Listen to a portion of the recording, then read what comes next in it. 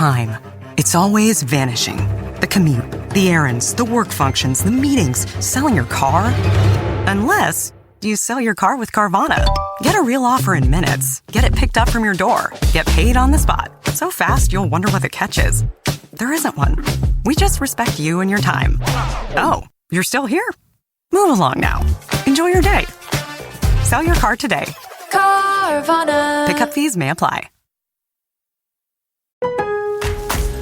On the job, every minute counts. That's why Lowe's now has ProBlock Quick Dry Primer, expertly manufactured by Sherwin-Williams. Engineered for pros to dry fast and go on smooth for virtually flawless results that keep your job moving. It's available in oil and water-based, and getting it is easy. Order online by 2 p.m. and get free same-day delivery right to your job site. Lowe's, we help, you save. Orders placed after 2 p.m. will be delivered next day. Valid in select zip codes. Subject to driver availability. More terms apply. Okay, this is going to be really fun, and I've got one question for you, David. What was the best part of working on JAG? Well, aside from working with you, the best part probably was, and I've said this before, I think the best part was the opportunity to practice the craft that intensely every day for, as you know, sometimes 18, 20, insane hours. Do you remember, I was thinking about this the other day, do you remember that night, you and I don't know what, we must have been, I think we were going into hour 25, and Brad May was directing, and you opened your mouth to speak, and it just was like, and I started laughing. I couldn't stop laughing. We were laughing so hard. And Brad, I couldn't make more. He couldn't even speak. Couldn't even speak words. We were so tired. And Brad finally went, "You know what? Let's call it." We're not. That was the funniest thing I'd ever heard. I turned into Scooby Doo. From the heart of Hollywood, it's the Patrick LabyorShoaux with Patrick Labyorteaux. The Patrick LabyorShoaux, Patrick Labyorteaux, he's the one you gotta know. Tonight's episode, David James Elliott. Patrick LabyorShoaux, he's the one you gotta know. Okay, you know him as Harmon Rabb Jr., ace fighter pilot, and a lawyer who showed daring and tenacity in the courtroom on the TV show JAG. I know him as the actor I have worked with more than any other human. Please welcome my buddy, David James Elliott. David, hey. Welcome. Love How you to doing, be buddy? here. Loving being here, Patrick. I thank you so much for doing this.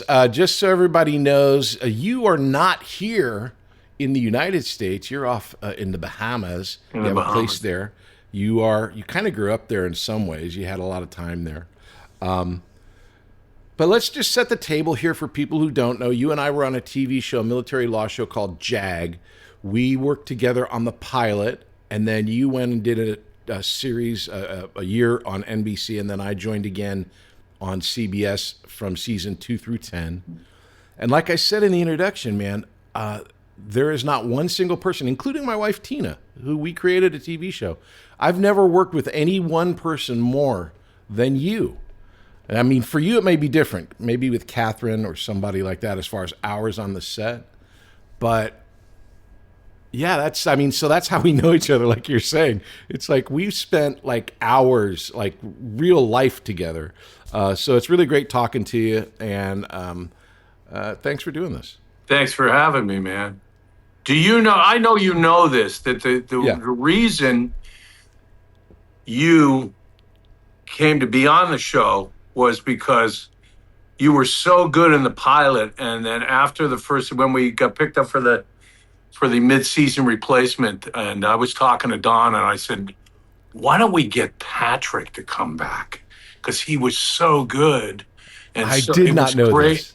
You didn't know this? Yeah. Well, Don was like, yeah, you know what? I liked him too. Yeah. That's how you came to be back, man. Because I said, let's get Patrick Labyorteaux back. He was terrific. Well, thank you. So you owe me money. I owe you a lot. Well, the funny thing was I had done, we did the pilot, and I was a guest star on the pilot. Yeah. Wasn't part of the show.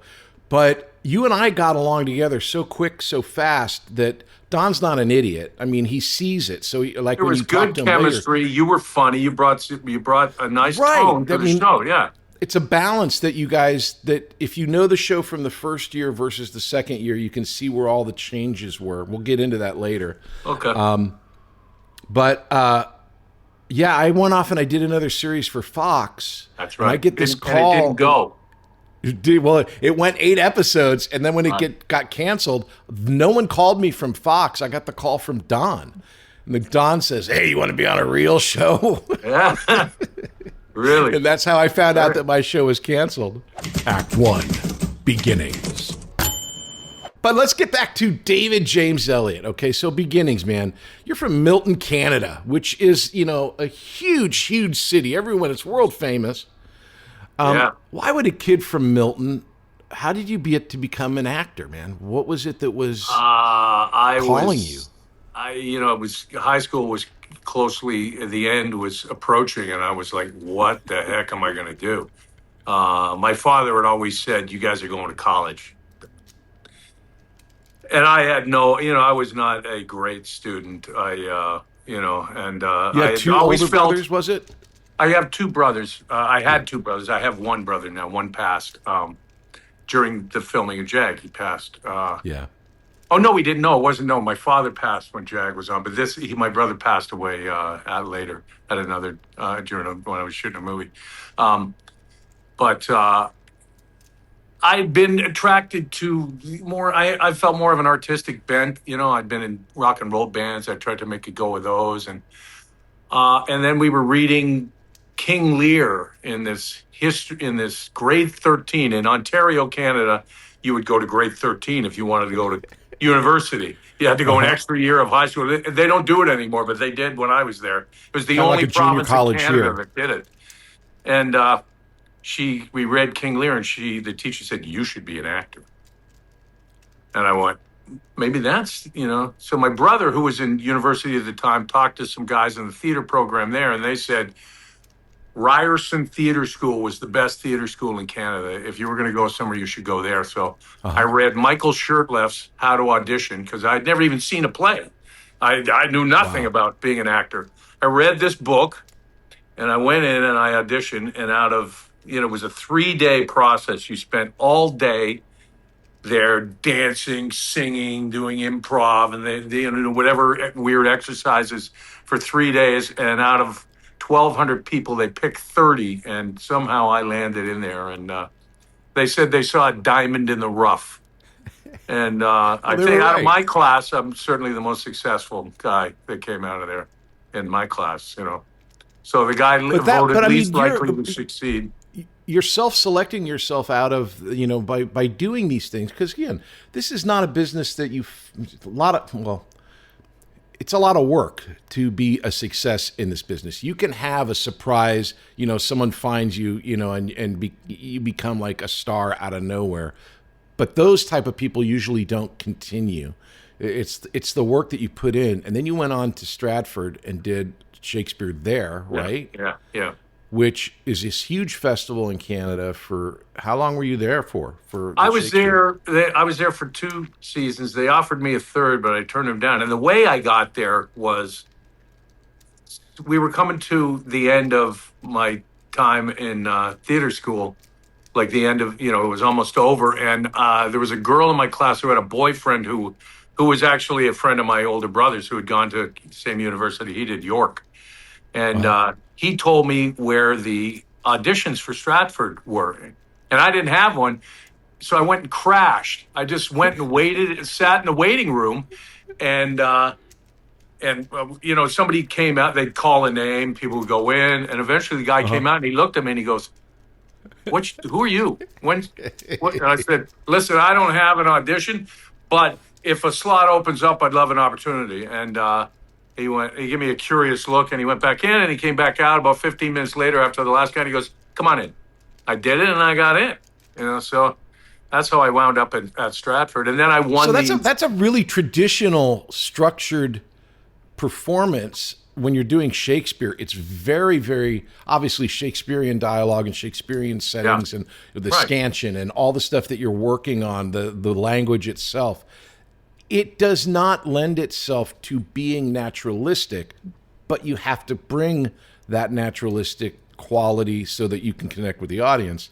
How much do you look at that training as how did that affect you as an actor? I mean, what did you get from it? I mean, in so many ways. I mean, because Shakespeare's not something, you don't go off script on Shakespeare, right? You got to be, Right. you got to be word perfect. And plus he's, I mean, he's possibly the greatest poet that ever lived. The the way he structured his pieces, the characters. I mean, there's nothing missing. So. Yeah. If you can handle that, you can handle most things, I would think, Oh, for sure. So it was Did great you have training. a favorite that you did there? What was your when you left? One of there, the greatest things that I got there, because I didn't play any of the big roles. I understudied some bigger roles, but I got to watch the best in the world. The best classical work actors in the world, like Brian Bedford or John Neville, Douglas Camerlin, to watch these guys, because we would do 4 play, or I did generally 3, but I did 4. The first seasons I did Tartuffe, the Scottish play, Romeo and Juliet, and As You Like It, and I was in those 4 plays, and every night I got to watch these guys and how they worked, and it was just fascinating. And then at night, we would often do, certainly in the beginning in the rehearsal process, which lasted a couple of months before they mounted the pieces, these guys would give classes for the younger people. Oh, so wow. You would get to do these classes. And then we started to put on our own plays for the company at night. So we'd rehearse at the end of a long day of rehearsing. We'd work on a play that we wanted to show, and then on a weekend or a Friday night, we would mount it in the rehearsal space for the company. So Right. it was just a really intense time to just be all about your craft. It didn't get any better than that. It was a really awesome experience. So fortunate. We'll talk about the details later, but I can see this base of yours, how it lasted, because I began working with you. You're not one of those I don't care guys. You really care. You work on your script. You annotate your script. You look at it. You think about it. And I think that comes from having broken down all of this stuff and understanding how you create a character, where it comes from. Right. But I got to talk to you about something that I kind of don't know anything about, and you know all about, which is there's, as everyone knows, there's the United States and then there's Canada, and we both speak English and some speak French. Right. But there's this huge other industry in Canada where you thrived for a long time working in Canada, where when I was going through your credits, obviously I recognize you, and I'll pick out 1 or 2 other people, but there are huge stars of these TV shows in Canada that we've never heard about in the United States. And it's like a whole separate industry up there. How is breaking into the Canadian industry different than breaking into the Hollywood industry? It's changed a lot since I was there. I left in the late 80s, and it was a completely different industry, if you will. I mean, now it's, now that the world has opened up, there's no longer just like 3 or 4 networks and then film. Right. In Canada, when I was there was the CBC, and later came the CTV. But that was it. If you were working in television, basically you were working at the CBC, which eventually I did. Or you were doing the odd little independent film, and occasionally an American movie would come up. They hadn't really discovered the benefit of that. I did Police Academy 3. That was one of the first things I did. Now, were you based in, where were you, in Toronto, or were you in Vancouver? Toronto, yeah. Yeah. So, I don't really know. I think it's become almost its own industry because of the dollar break and oh yeah. I mean, well, you just did you shoot Revival up there as well? We shot Revival. Yeah. Shot Revival in New Brunswick. I'd never been to New Brunswick, so it was interesting. It was interesting for a while, and then it was not that interesting. I just wanted to get out of there. You know, it's cold and Well, I did, because in the 80s, Stephen Cannell in Vancouver had all these shows, and I did a bunch of these shows, and I did a couple of movies in Vancouver, and, came to love Canadians because they're awesome. And it was an experience because when you'd go up in Vancouver in the 80s, it was like 10 or 12 TV shows from, Jump Street to, like just all these cop shows were shooting up there. yeah. But you were on, this is wild, okay? I love doing this show because I have to interview my friends, and this is stuff I never knew about you. And so I'm doing this research, and of course I knew you were on Street Legal, but I didn't care at that time we were on JAG. Yeah. I didn't know that Street Legal, you played a lawyer. And then later, I played a cop on. Oh, you played a cop. Okay. I dated Because then a later lawyer. in Fly By Night, you play a pilot, and so Yeah. there's a lawyer and a pilot. And I was wondering if this was all prep for Jag. No, I dated a lawyer. I was the love interest of the lead on Street Legal. Okay, so you do a lot of these. I mean, it was like a couple of years on both of these shows, right? I mean, Yeah, For I was Fly By doing Night that and- show. That show, I think it was making $2,000 an episode, which I Sweet. thought, Yeah. does it get any better than this? Because I was used to making, $200 to $300 a week doing theater, and Right. so that was like real. Oh my God, man, what am I going I to can do? buy food and rent. Yeah, I can buy. Yes, exactly. I got my own place, and I kept doing that show when I first moved to California. So I had this cushion that I would fly back every once a month and do an episode or two, and then come back and then I got a gig. I got that Fly By Night thing in Vancouver, which was a Canada-French co-production, but I was still doing Street Legal. So I would work 5 days in Vancouver.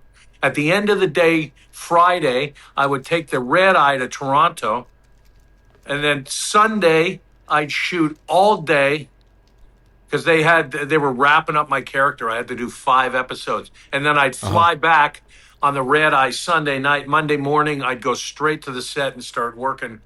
So I went like that for a couple of months. It was brutal, and then we went Yeah. to Nice and finished shooting that series. And that series never went beyond 13. But I'm going to kind of compress this only because I don't know if there's a connection or not, but I want to find out.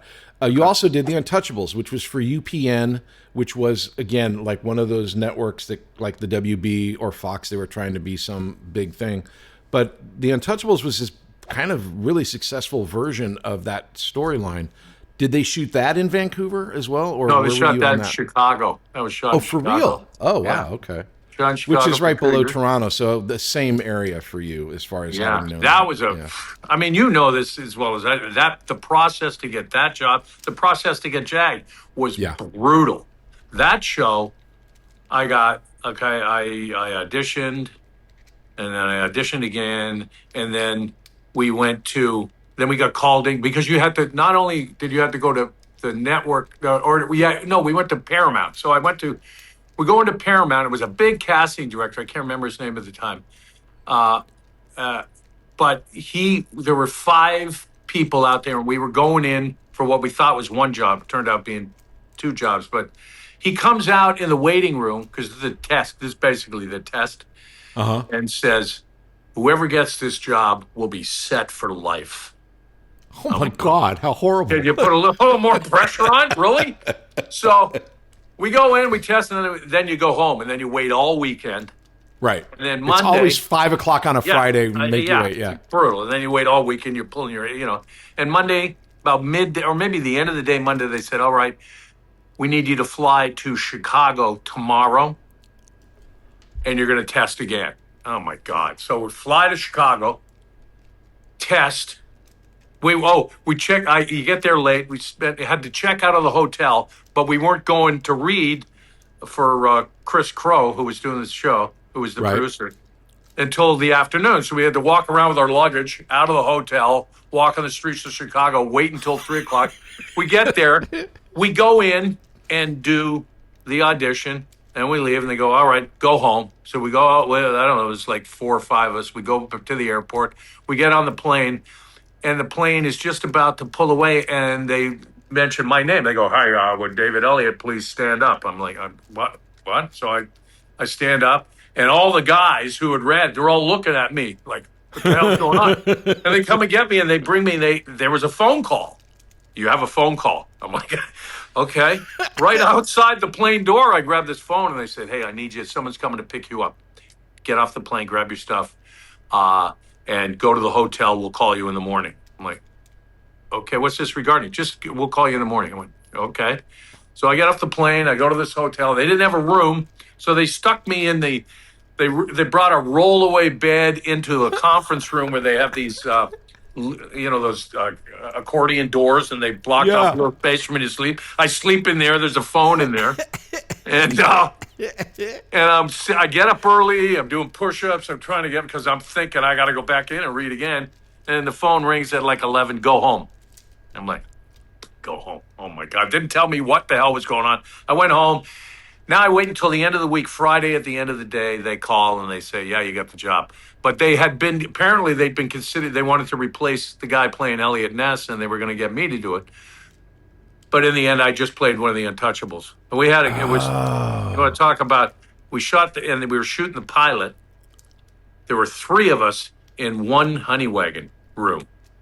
I don't even think that's allowed, right? That's not allowed. In the middle of winter, 3 of us. And you're all untouchable, so you're all big guys. Yeah. It's not even like you're small. 3 of us jammed in there. But that's a long story. But that's how I met Don Belisario, was through Chris Crow on the Untouchables.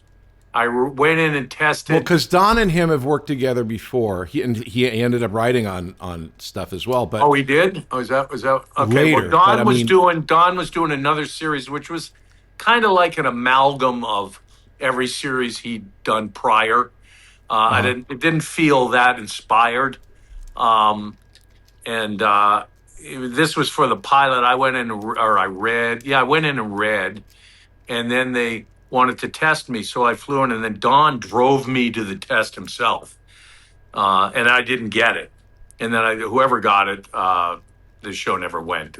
But that's how Don knew who I was before I eventually came into test for JAG, which was, I don't know what it was like for you, but for me, it went on for like 2 months before I got the job. We'll be back after these messages. Have you ever thought about becoming an actor and making your friends and family jealous? Well, have I got a deal for you. Here at Working Actors School, we offer many different classes so you can become a famous actor like me. And we have a delightful selection of classes, including Adult Weekly. It's every Wednesday at 5:30 p.m. Pacific. Here you will learn how to be an actor with other adults. How do we do it? How is it possible? Is it a miracle? Yes, it is. It's a miracle called Zoom. We teach everything online so you can become a famous actor and impress your friends and family. So if you want to be a famous actor and make your friends and family jealous, then you need to sign up at Working Actors School. You can get a hold of us at workingactorschool.com. You can sign up for classes at workingactorschool.com. You can make a reservation for the class online at workingactorschool.com. So come check us out. It's workingactorschool.com. Act 2, Success. Let's get into JAG. So just to rub your nose in it and to rub salt into the wound, here's my experience for getting on JAG. First, I was the first person cast on JAG. Second, because of my credits, I didn't read for the casting director. I went straight to producers, which is Don. And because I was a guest star on the pilot, I read once for Don, and an hour after my audition, they hired me. Wow. Okay. Well, Now, what was your experience like that, David? Yes. I went in, I read. They said, Greg, go home. 2 weeks later, I got called back in. I read again. Okay, thank you. Go home. 2 weeks later, I'll come in. I read again. Now, Howard Kazanjian, remember Howard Kazanjian? Yeah. He produced Raiders of the Lost Ark. He was a big Hollywood Return of the Jedi. He's a huge producer. So in this third audition, I guess it was basically for Don to narrow it down for who to take to the network. And he tells this joke. I read and he stops. Hey, he does some directing. He tells me to stand at attention. He starts doing some drill stuff with me. I'm doing the best I can, with my limited knowledge of the military. And then he tells this joke and he makes Howard the butt of the joke, right? And I know Howard's a big deal. I also know Don's a big deal. And it was a funny joke. I don't remember what the joke was, but I remember I was laughing, but I'm looking over at Howard like, what am I going to I mean, it's funny, but I didn't want to be disrespectful. I think it was his way of trying to see, how's he going to navigate this? Yeah. And I must have done okay. So because from then, I went to Paramount, and I tested there, and then I had to go to the network. It was a brutal process. This was over Christmas. In the new year, just so people understand, when you go in to read, in fact, Tina, my wife, who is a producer, would sit in on casting sessions, and they kicked her out of watching casting sessions because they said, you're giving too much reaction to the actors. Where the whole idea is when you walk in, because she's very helpful. It's like she's like, oh, that's very good, very good. Yeah. As an actor, when you go in, it's like you do your thing, and then you leave. And you said 2 weeks would go by too. No one's calling you saying, "Hey, it looks really good. Things are happening." You don't know shit.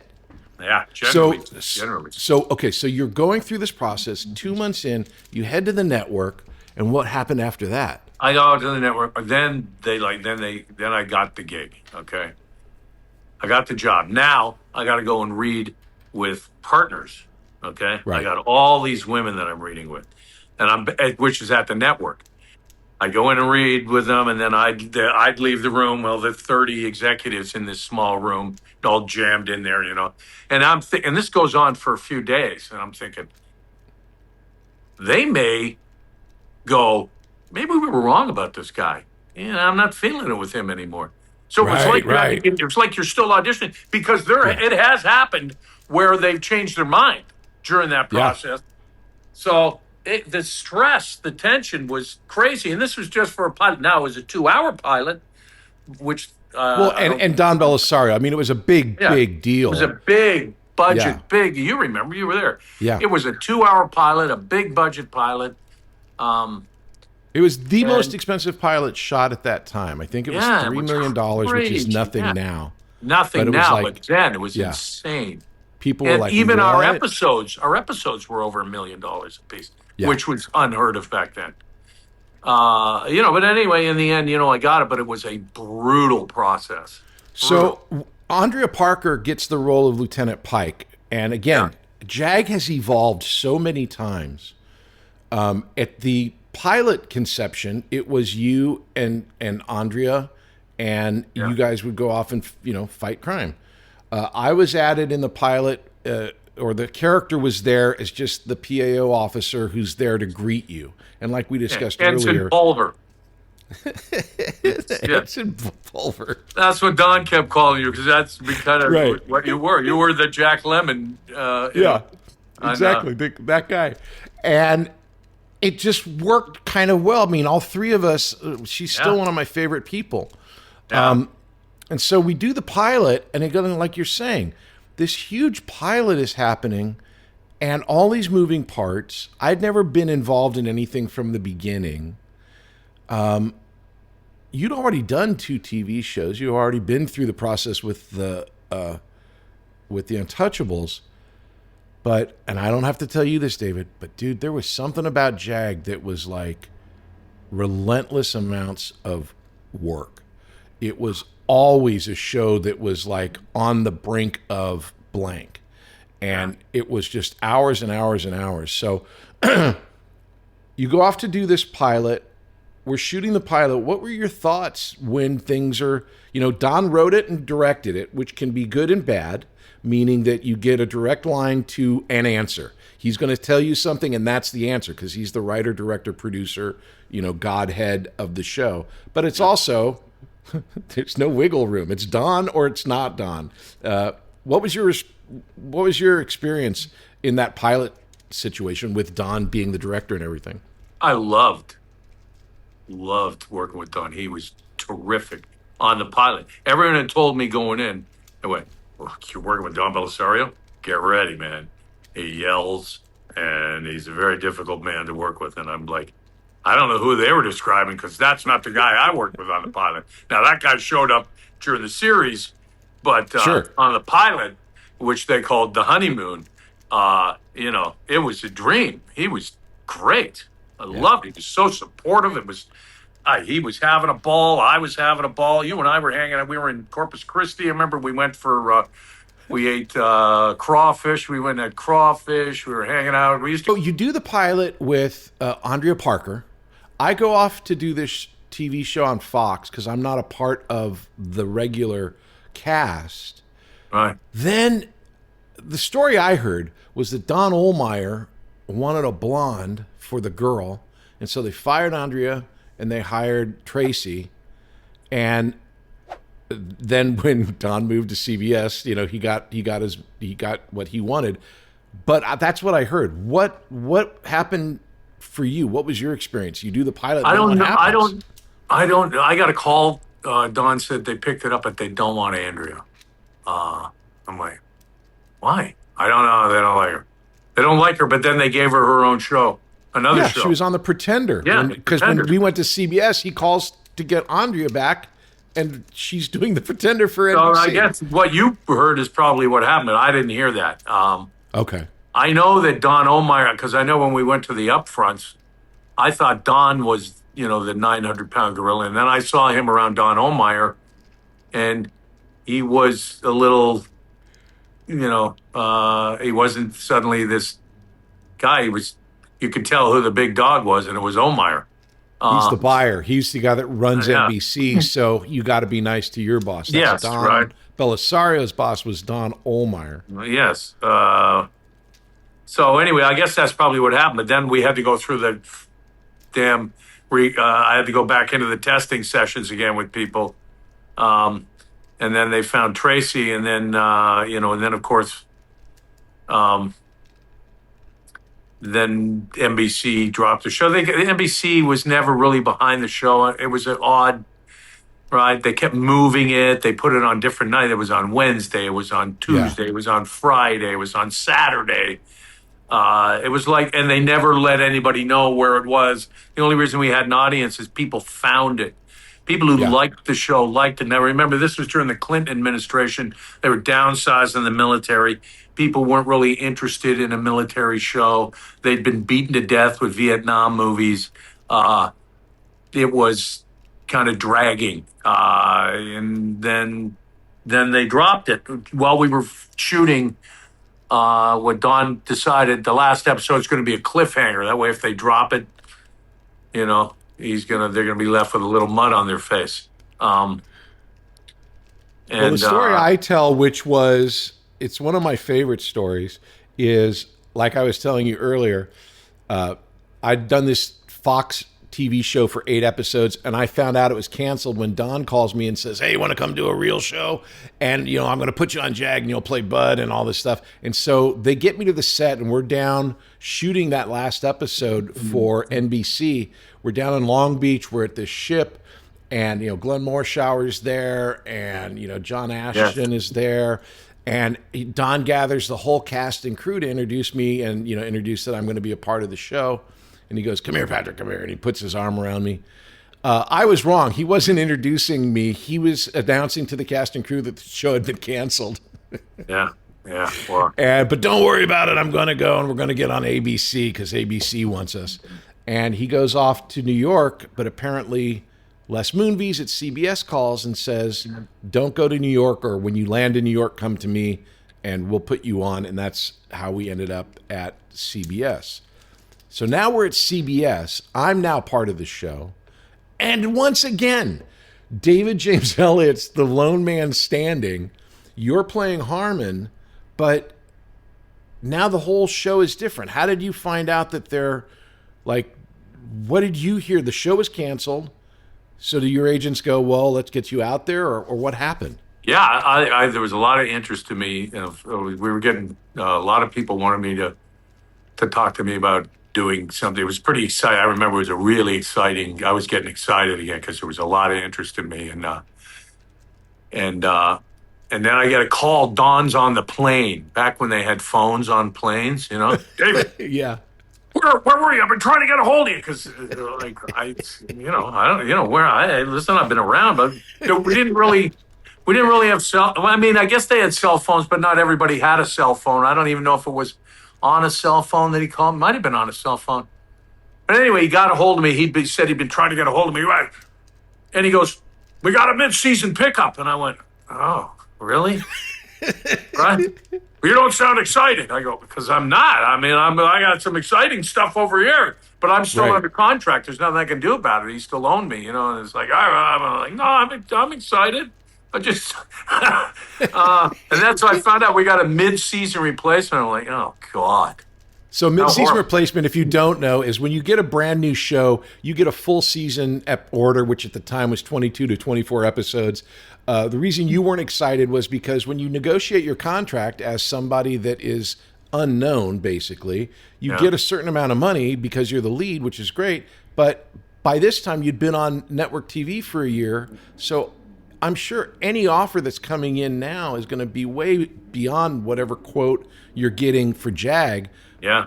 But because you're under contract, a mid-season means you're going to do half the amount of episodes. They put you on starting in January, and now you're going to be your rate is the same, but your episode number is cut in half. So you're losing a ton of money. And also this show, which, I mean, we know what happened at the end, ran for 10 years, was a great success. But at this point, it's like exhausting. It's changed 3 times, and it's not even in its second season yet. Yeah. So Don calls you. He says, okay, then when do you start hearing all of these different additions? And they added my character and John Jackson. Because we talked, and I was always involved. And I always felt that the show, the first season was more like a 70s episodic, right? It was like, we weren't the stars. Right. The star was the guest star. And you had a script that was 65 pages. Now a script is like 46 pages, right? Yeah. 47 pages. But back then it was 65 pages. You had an opportunity in the 70s when you watched episodic. You had an opportunity to get invested in the guest star. Now you don't really have, and this is one of the reasons why procedurals work. That's the star.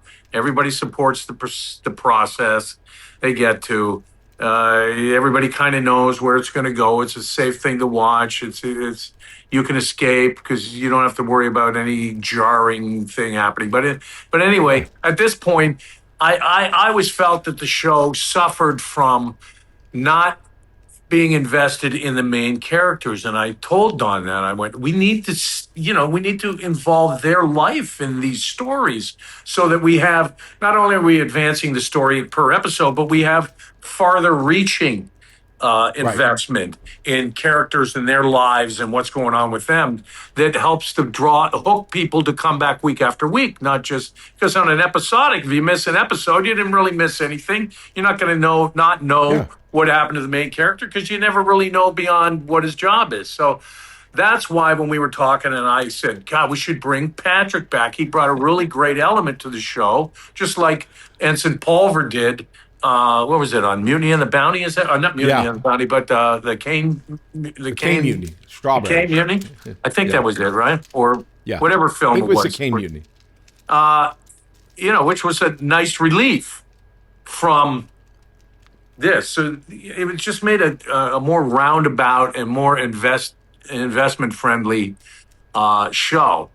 I was involved, man. I was always involved. I was always digging in whether they wanted me to or not. I was always, every script I got, I would dig in and I would give notes, and I'd go home at the end of a long 14, 16, 18-hour day, and I'd work on this stuff. And if we just got the first episode, I'd pour through that, make notes, get on the phone with the writers or Don the next day. I just kept working.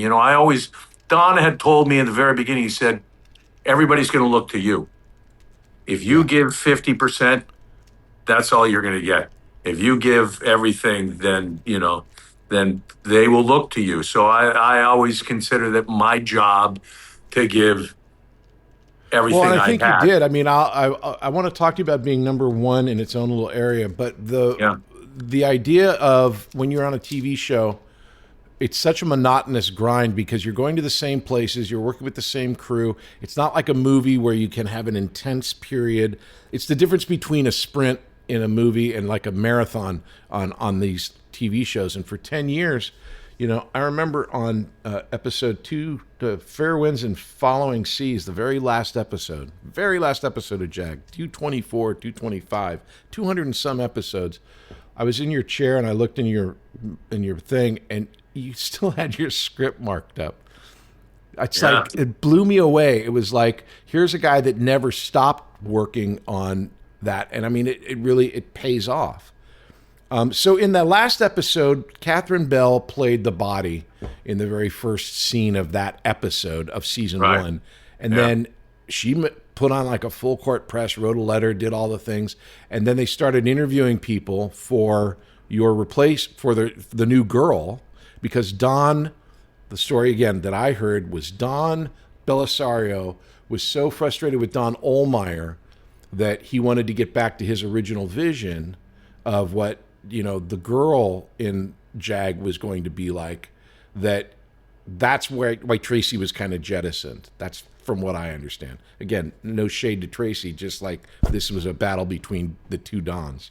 But then again, you're back in that situation where you're having to read with all these women, I would imagine, right? You're having to I believe so. I don't really remember that period really exactly, to be honest. And I don't know how much. I think it may have been. I probably did. Yes, I believe I did, but I don't really remember it. And I don't, they didn't ask my opinion on that piece of casting.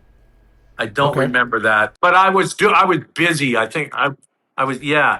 Don was like, "I'm gonna need you here." I'm working. But I said, I'm gonna make more on this miniseries than I'll make for the whole season of Jag. Yeah. I don't care. I said, I can buy a house. I got a family. I got a child. I need to buy a house. Listen, I went. I remember that. And apparently Warren Littlefield called him and said, "Don't worry about it. If you need him back here, we'll fly him back. But I need him on this." So he's going to do it, because Don. This was when I first saw a side of Don that I had not seen before. Because he told me, he said, "You know what? You're not going to do it. Let me tell you a story about Tom Selleck." They cast him in Raiders of the Lost Ark, and I wouldn't let him do it. And I'm not going to let you do this either. I'm like, why? Why? Come on, man. I thought you were like a nice guy. Then I went, oh my God, there's the guy that everybody told me, In the end, he lost that because Warren Littlefield called him and said, "Hey, I need him to do this." So he's doing it. But so we end up at season 2 of Jag, which is also like season 1 of Jag, because this is kind of the form that then went on for another 8 years. Or 9 years, or however long it was, as far as from this point. It was you as Harm, Catherine Bell as Mac, John Jackson as the Jag, and then myself as Bud. And this kind of core group, then we grew up. The lawyers were added, different things. We had Jag Ops. It became more of a structured idea, because that first season was like, you guys were all over the world. I don't even think you had a standing set. So it was like, no, we didn't. Yeah. So let's talk about this one thing, which I talk about a lot in different formats, but I want to talk about specifically because we were both there. I want to talk to you about the honestly, how hard it is to make a TV show when you're number 1. Okay. Number 1 means that you're the first person on the call sheet because you're in most of the scenes, because you are the star of the show, which is who you are in Jag. You're Harmon Rabb Jr. You're practically in every single shot, with the exception later on of the teasers where, kind of the event happens and you're usually not in that. But then after that, you're practically in everything. When you're the number 1 on a show, like you were saying with Don, people look to you because you're the person that everyone is gauging on. If you don't give a shit, then why should they? If you care about it, then this guy really cares. We got to work hard at it. So there's a lot of responsibility there. The thing that was added to with Jag, and the thing that I never could fathom for me watching you, if you watch Jag, I gain and lose 50 pounds multiple times over the series of the show, right? I'm like, when I'm stressed, I'm at the craft service table. When, I'm happy, I'm, exercising. But when you're the lead of a show, not only are we working crazy hours, but you got to actually look good. That's your part of your job, is to look good. Talk to me a little bit about the amount of stress, because people think, oh, TV stars, it's easy. All you got to do is go in and say a few lines and everyone does the work for you. This is the real schedule. On Monday, we would start at 6:30 and we would work for 12 to 14 hours average. That was the good years on That drag. was the good years at the end. The good years. In By the beginning, Friday, it was we at were least usually getting a 16 call. hours. Yeah. It was the first season was just, that's why we know each other so well. Like you were saying earlier, we would spend days together. By Friday, you're getting your call at 3:30 in the afternoon because you know you're going to work all night and then have a forced call on Monday. So the amount of hours that people put into this business, and that's us, that's the actors. There's the drivers, there's the crew, there's the camera, there's the sound, there's makeup. All of them have to be there. So everybody is in this together. What was your experience when you started this show? Because for 10 years, you were on. And that's got to be like so stressful. I got a call in the first season. We had who was the DP? Tom Del Ruth? Tom Del Ruth.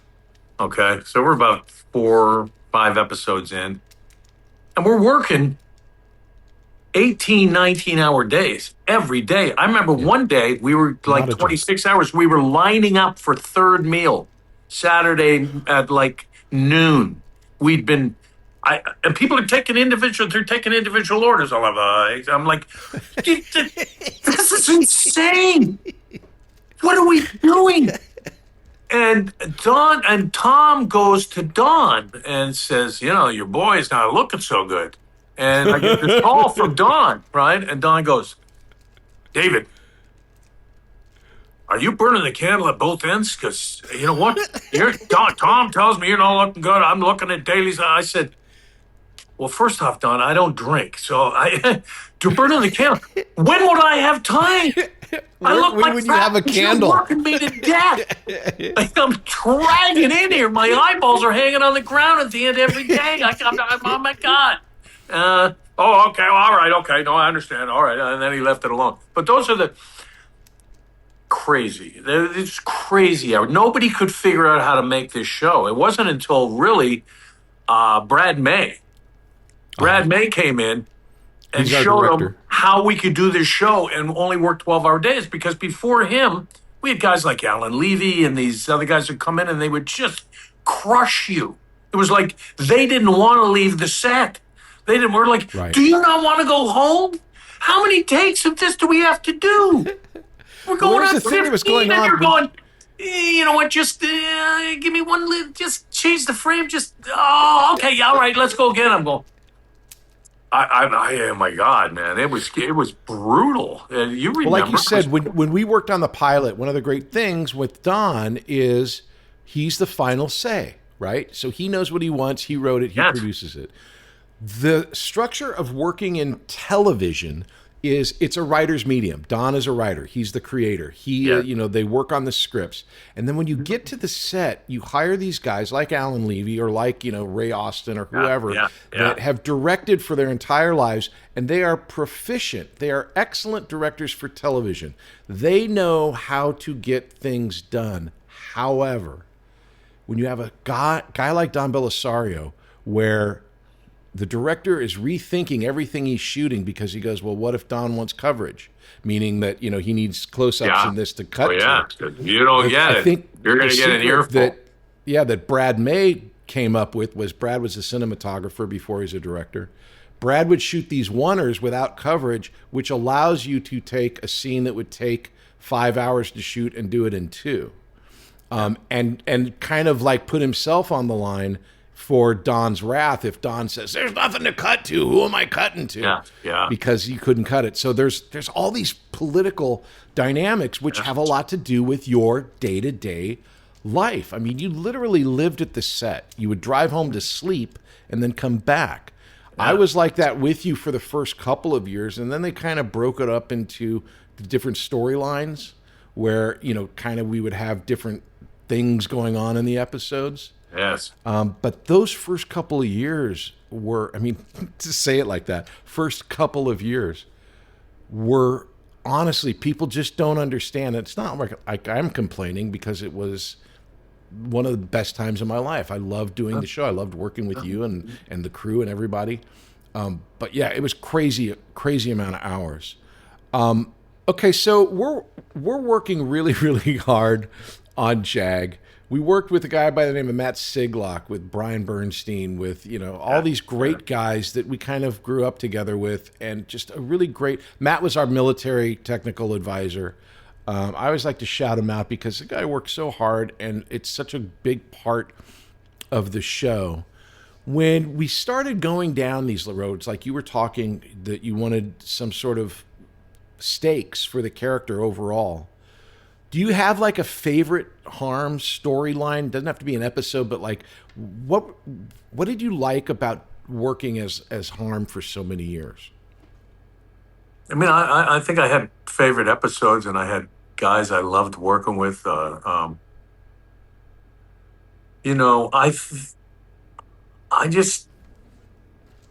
think it was the opportunity to practice my craft every day like that. That was just, when I look back, that's what I loved about it. It was really hard for so many other reasons, politics and all the madness that went. But that was the hard stuff. The great stuff was when we were working, when we were doing our jazz. It was all the extraneous stuff that was brutal. Can you swear on this talk show? Yeah. Because I want to tell you the funniest story to get back to the work in the long hours. Remember when we were doing that episode? It was with the hillbillies, right? Yeah. I think it was, and I just was hanging with him a little. Cut. What was his name? You know what I'm talking about? I know. Oh, there am I. I don't know the name of the guy. Who is it? Gosh, and I just was hanging with him in Vancouver. My old friend. Anyway, he was directing the episode, and we were going on like hour 20, right? And it's Saturday morning, and I'm just standing at the craft service table. I look over, and there's one of the grips. And I'm going, I don't even know how I'm trying to think. I can't even think. And he looks up at me and he goes, I would blow you on national TV if they would let me go home right now.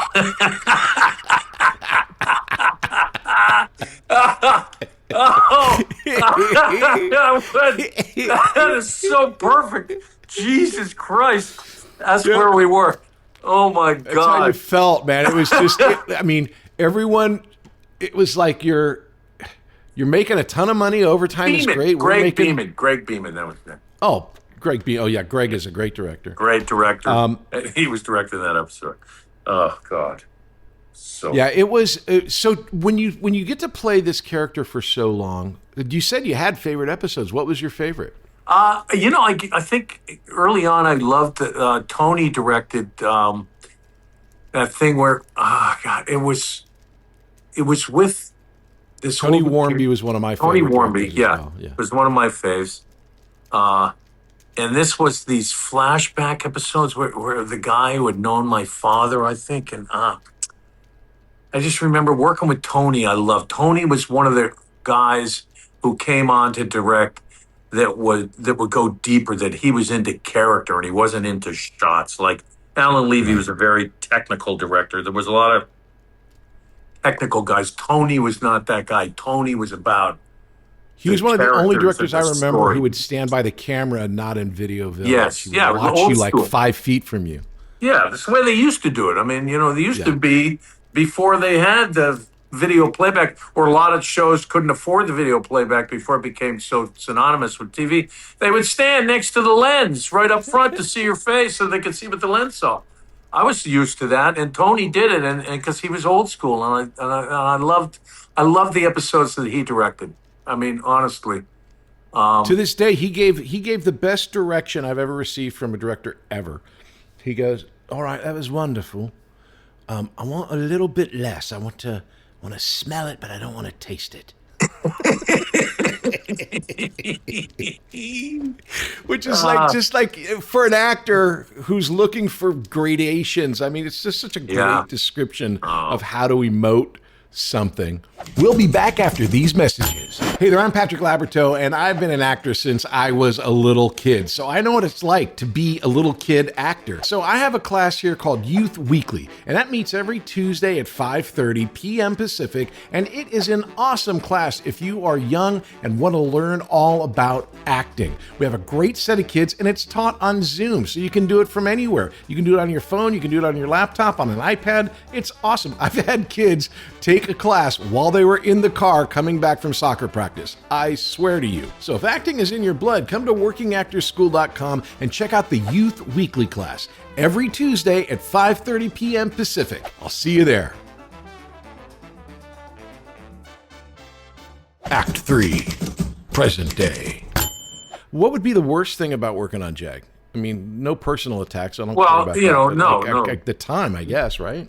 It was the hours were the worst, and then when they finally got that taken care of, in the end, I don't know what it was like for you, but in the end, after 10 years, I reached a point where every year it became harder and harder to peel that onion, and I just was like, I started seeing what felt to me like the same script. We've done this script already, and here we are doing it again because they're, for some reason, they are running out of ideas. And it started to become, I didn't feel it was as inspired, and I was having a harder time getting excited about doing the same thing. And then they came to me and they wanted me to drastically reduce.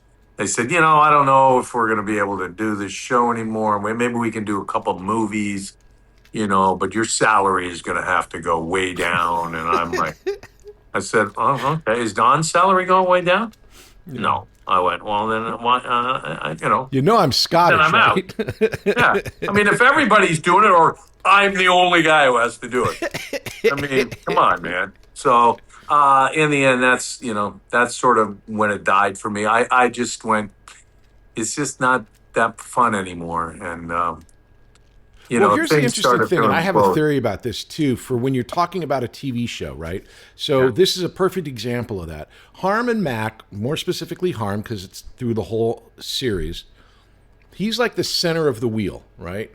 Yeah. Bud is on the outskirts of the wheel. So around the wheel, the center can't really change because that's who people are coming to see. That's what they designed. Character. Yes. Right. Yeah, and so my character, I lost my leg, I got married, I had kids, I had all these different things that I was playing, which Harm, you had a couple of little kids that you kind of adopted and took care of, but then you didn't. You had a relationship with Mac that was like, the shippers were all at Twitter about, will they or won't they? And you play that will they or won't they for so long that, like you're saying, the cycle begins to repeat. Yeah. I get it when you're a lead number one and your character isn't exploring anything new because you can't, because you're the center of the show. Mm-hmm. So the show ends. We leave on another cliffhanger. Is Mac and Harm going to get back together again?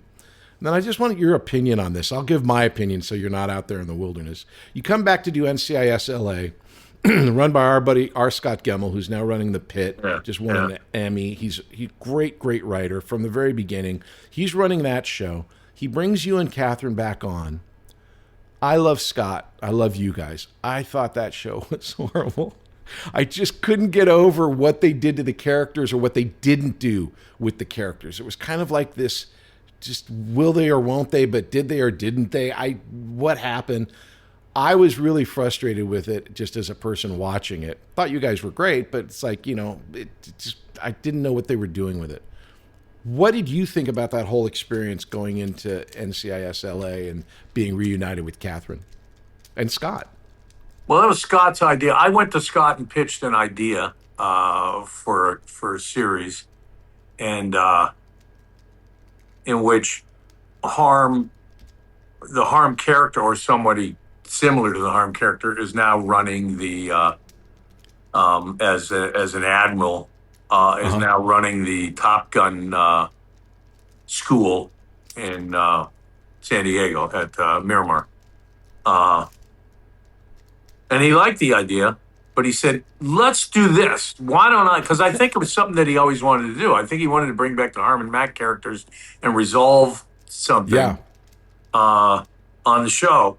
So let's do, what, and we'll use that maybe as a launching point, and I'll go to CBS and I'll talk to them. I'll play with the idea. And he wrote a script that was terrific. It was a great script, man. It was really good. For this potential pilot. But CBS was going through some crazy stuff, and they were changing the guard, and when that comes in, everybody wants their fresh ideas, and they didn't want to do. I don't know. They didn't want to do whatever. They didn't dig it, and he got nowhere with them, and so I don't know what my opinion was, to be honest with you. I was pretty busy at the time. I was doing a movie. I came back. I was shooting those scenes, and I did it because he wanted me to, and I thought it would be a means to an end. And I love Scott. I still hang with Scott. Sometimes I have lunch with him and stuff. He's such a talented guy, and this new show is killing it. It's a great idea, and and he another Canadian. Another Canadian. I knew him. I didn't know him in Canada, but did you go to his wedding? I went to his wedding. Yeah, I went to his wedding. We were. I loved the guy, man. So I don't really have an opinion, to be honest with you. I don't even remember. Maybe I'm just. Yeah. It was curious to me because, again, there's a lot of reasons for things always when you're doing a creative thing. Yeah. As a fan, as a person who knew the characters, I just felt I needed to see you and Catherine in more scenes together, like to have face-to-face. I think your first interaction in the show is over screens, which, technically maybe there wasn't availability for both of you at the same. I don't know what it was, but it felt like it needed more of that. Let's get to this question, though. Everything's being rebooted. Yeah. Would you come back and be Harm? Would you be the Jag if they reboot? Yeah. Nobody's talking about it, but I'll start the rumor now. I said that you never say never. When I was out doing Revival at Comic-Con, they asked that I think it was Entertainment Tonight, and then suddenly it made all these headlines that people talking about it. They're like, would you come back? I go, I guess I would have to be the John Jackson character where I'd be, as he wouldn't be trying cases, so it wouldn't be as much fun. They'd want somebody else, but who knows? I guess it would depend. It would depend on the script and depend on a lot of things. But if I anyone's love the asking character. me, it doesn't depend. I'm already doing episodes of Jag. Oh God! I know there was. What was I going to say to you? I forget now. But I loved working with you, man. I remember when I was directing. Remember that episode I was directing, and the snake. Your snake. You have this poison snake from. It was evidence for some trial, and it escapes. And we were shooting it, and I said, "Oh, look up and go, Mama."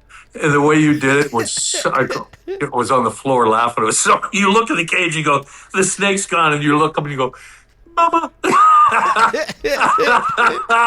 It was so funny. Well, this goes back to when you spend that many hours. Then it's just me trying to make David laugh.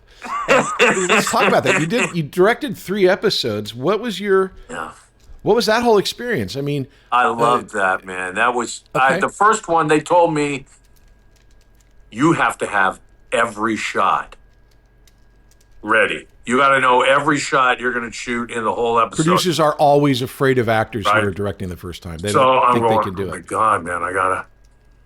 And I was still working. I'm still in every episode. I'm still number 1 on the call sheet. Yeah. And so over a whole weekend, I sat in my room. My wife left me, locked the door in the bedroom, and I went through and I looked, and I'm like, oh my God, I had all these questions. Like, how am I going to know how close to shoot the close-up?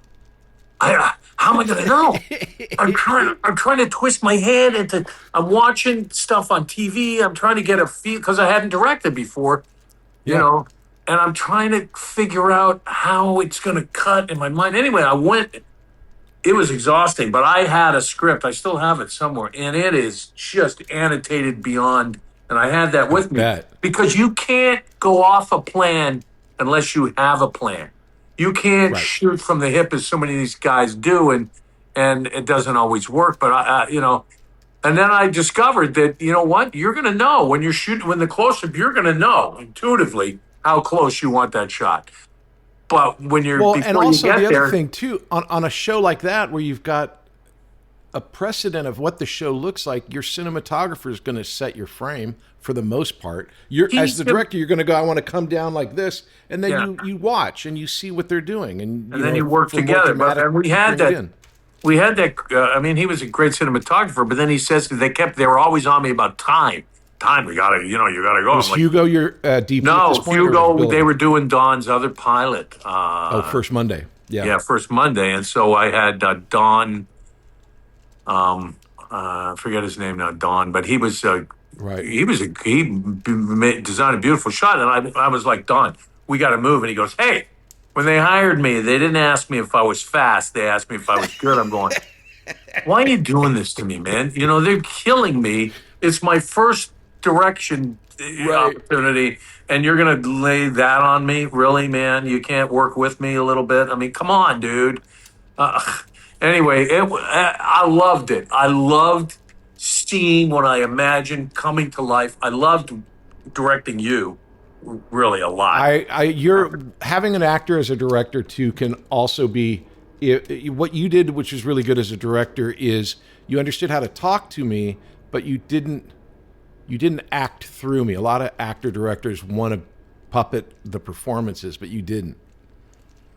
That was good. I tell you who was. Have you directed more of anything, or did you just? No, I never did anymore. I mean, you know what I did do is remember. I think it was during the pilot we talked about, because I was telling you crazy experiences from my youth, and we started talking about movie ideas, and you had given me this title, Bedlam, and I wrote the script for Bedlam. Really? Send it to you. Yeah, I wrote it. I remember the first thing was it was fade in, and it was like a bar fight in Milton, and it said the Middle Ages. Yes, and I use that.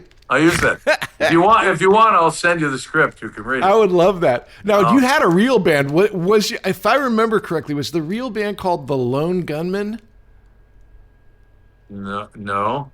What was your band's name for real? David.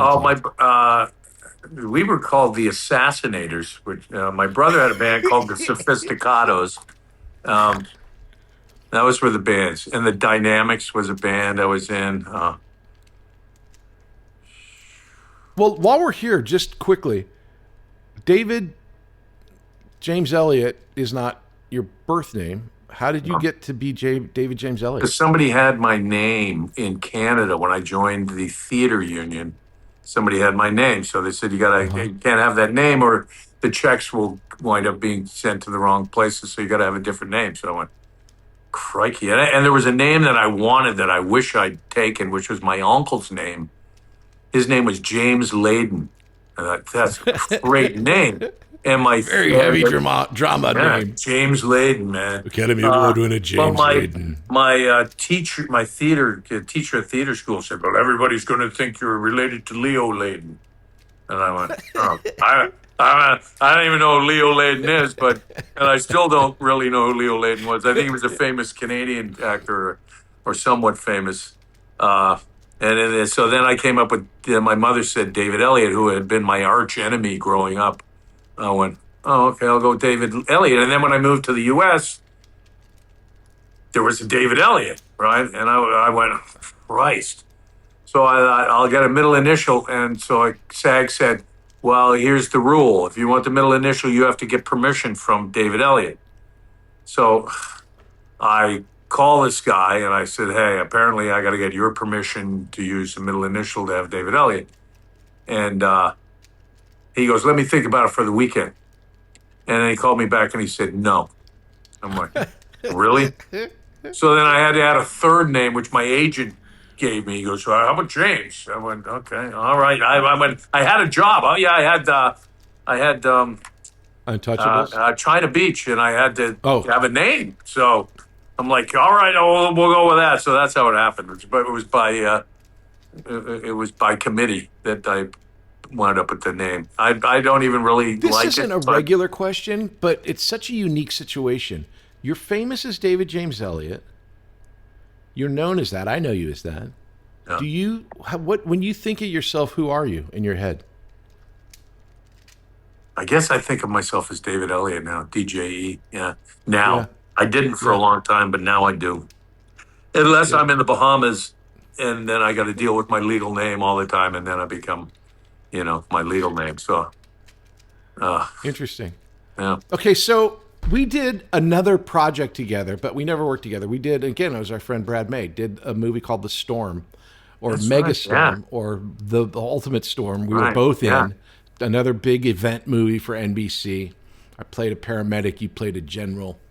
But we never worked together. Right. Another coincidence is you did a show called Dad's Home, and Tina, my wife, and I created a show called Daddy's Home for Nickelodeon, which was then retitled See Dad Run, but we had that kind of weird combination. Right. But then since JAG, you've done 1,000 things, man, like a whole nother career. Scoundrels, GCB, Mad Men, Good Christian Bitches, which I like the regular title. Secrets and Lies, Impulse, Spinning Out, and now you're doing Revival. How did you like working on those shows compared to being the linchpin on JAG, where everything was nothing on your really. shoulders? I mean, it was great to play. Heels was a fun show that I recurred on, where I played a wrestler. It's fun to play character stuff. It was something that I look forward to in my life when I was on JAG. I thought, but nothing really compares to having had the opportunity to really dig into a character the way we did on JAG. And none of those gigs, they'd go 2 years sometimes, but that was it. Nothing really lasted that long, man. Nothing.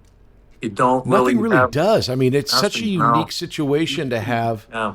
Of all people, I just talked to Sean Murray, who's now on season 48, 49, 60 of NCIS. Yeah. And it's like, I don't even know, for 10 years to have a show or to have a job in this business on a regular is amazing. And what's so weird for that, for if people don't know, JAG created NCIS, and then basically when our show ended, the crew went to go to NCIS. So if you go to do NCIS, it's the same literal place, offices. You did some of those, didn't you?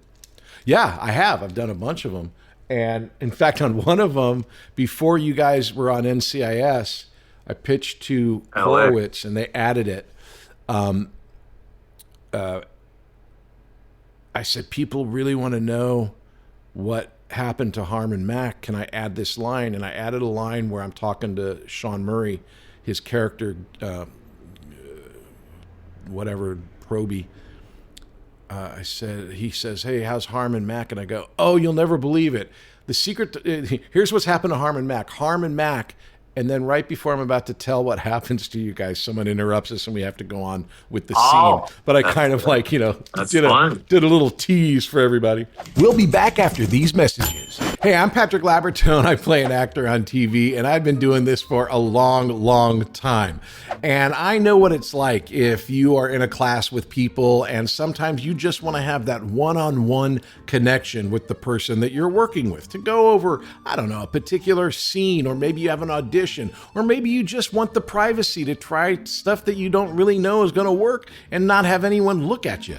Well, I have the perfect solution for you. It's called One-on-One with Patrick Labyorteaux. You can book your time at workingactorsschool.com, and it's just me and you for an hour going over whatever it is you want to work on, breaking down the script, talking about character, figuring out your intention, the spine of the scene, everything that goes in to making a dynamite performance. So if you're interested in acting and want that one-on-one personal attention, check out One-on-One with Patrick Labyorteaux. You can find all the information you need at workingactorsschool.com. Act 4, questions. We're here at the questions. These are just standard questions that you can, answer or not. Real simple. First one, they're called Tina's Gotta Know, because Tina came up with these questions. Tina wants to know, Number one, that's showbiz. What would you say is the most Hollywood moment in your life? I guess when I did Trumbo, I played John Wayne, and we were nominated for a SAG award. That was a Hollywood moment. Yeah, for real. Love that. I was hanging with Helen Mirren and Bryan Cranston at the table right up front to the stage. Waiting. We didn't win it, but we were there. That was a big Hollywood moment, I guess. Anytime you can say Helen Mirren, it's a great moment. Yeah. Number two, that's Showbiz Part 2. What's your most embarrassing Hollywood moment? They were taking pictures.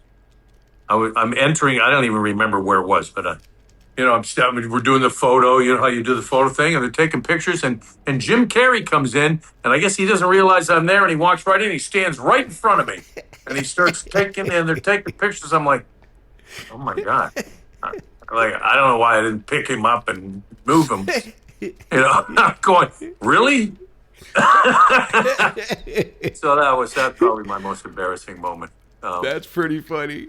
Okay, number three, show me the money. What is your biggest missed financial opportunity? We get lots of opportunities in Hollywood. Well, I was cast in Zorro. No. And I was going to be the third or fourth lead in Zorro, the bad guy. Uh-huh. And Moonves called me and said it was going to start after the 13th episode, which was all they'd ordered for the mid-season replacement. I already was working on the sword play, and I was going to get paid $1 million. And Moonves called me and said, "Sorry, kid, I can't let you do it." I'm like, Why? And he ordered extra episodes, and then when they recast it, he canceled the order, and so that was my biggest missed opportunity. My biggest miss. Oh, man, I hurt for you. That sucks. Yeah. Number four, show and tell. As a teenager, what was your favorite poster in your room, and how did you get it? I don't think I had any posters. I don't think my parents would allow me to put posters on the wall or direct the paint job, so there were no posters. I think maybe later in life I had some of those. In my time, it was those glow in the dark things. So might have been a Monsieur Zigzag poster. I believe I had one of those. I put it inside my closet. A little blacklight. I like it. Yeah, blacklight poster. That's what they were. Yeah. Okay, number five, showdown. Okay, so this is creatively, not personally, because kids are always the right answer. What's the best thing you ever did and the worst thing you ever did? As far as like the thing you're most proud of acting and the worst piece of acting you've done. Oh God, I don't know. I mean, there's so many, probably so many bad ones. Here's the thing about me is I don't watch. I stopped. Well, I used to watch dailies when JAG started, and then after a while, I went, I can't do that. It's out of my control. It's no longer has anything to do with me, so I don't watch. I make my wife watch stuff and let me know if it was any good. So I can't really say. I was forced to watch Trumbo because I had to keep going to these, screenings and stuff. And in the end, I didn't, there were really some stuff in there that I was very proud of, probably. And as far as the worst goes, there's just probably too many to imagine. I just imagine, but I don't know. You could tell me. Well, then instead of that, then what was your favorite shooting experience and your least favorite shooting experience? They may both have been on JAG. Could very well be. Yeah. Yeah. Yes. 225 hours. That's a lot. There was. Yeah. I mean, because I don't want to. Some stuff I think is best left unsaid. But yeah, they may both have been on JAG. Really. Although, I've had some amazing, beautiful experiences working with people on shows and then other things that are just, status quo. I mean, just, and there's been some really uncomfortable things that I've had to do that I would rather not relive here on the Patrick Labyorteaux show. But suffice it to say that maybe they were both on JAG. Fair answer. Okay, no show. What part did you want but didn't get? So many parts I wanted that I didn't get. There were. Listen, I was supposed to be the Grant Show character on Melrose Place, right? They were going to do a 6-episode character where they established the character on 90210, and then they were going to write this show, Melrose Place. And I was going in to test for it. And that morning, I got a letter from my best friend telling me he didn't want to be my friend anymore. And he gave me all these reasons. It was so devastating to me at the time. And I was living with Nancy at the time. We weren't married yet. I don't think we were married. Anyway, we had one car, and I'm going to Fox to test I'd gone through all the stuff I'd read for, what they called Papa spelling. Very interesting experience. I'm reading in his office, and he's got his pipe, and he leans right into my face. Stuck it on the pipe. And I'm like, I'm trying to read him. It was so bizarre. Anyway, then I'm going to test at Fox. And on the way there, this guy comes flying out of an alley and T-bones me. Totals the car. Knocked me flying into the other side of the car. I get out. I'm like, oh my God, I got to go to this screen test. I had to call a cab. They towed the car away. I got in this cab. I make it there. I get there late. I'm a little shook. I go in and I fall apart. And it was Buck Edelman Casting who cast it, and I didn't get it. It went to Grant Show. Wow. But I get this call to show up from my agent, said, Buck Edelman want you to come to their office. It was in the Valley. They want you to come there today. I go there. Across from Radford, if I remember correctly. Yeah, and they say, I go in the office and they go, what happened to you? It was your job going in and you blew it. You embarrassed us. You will never be called in on anything with us ever again. I'm going, well, it's not bad enough that I didn't get it? You had to make me drive all the way over here to tell me this? It was bizarre. So that was a very unpleasant experience. Oh my God, I've never heard of anything like that. I used to date a girl who was in Mary Buck's office, and for her to go that far, they must have gotten reamed out. I guess they must have got reamed. That doesn't make any... I tried to explain to them. They didn't seem to care. So that sucks. But you know what? I wouldn't have got JAG had I have got that. That would have been a whole other trajectory. Right. Well, no, there's reason. I mean, it's that, the destiny thing. The reason for everything, yeah. Yeah. All right, number 7. What movie has most influenced you when you watch movies? What's the one that you look back to and go, there's so many movies that I love. Patton was a movie I would watch because it when I felt like it was never going to turn my way. There's a scene in Patton where he's lamenting the fact that he'd been pulled, right, because he slapped the soldier and they made him. He had to go do all this embarrassing stuff. He had to, and he's standing in a hallway and he turns to his aide and he goes, "I'll get a command."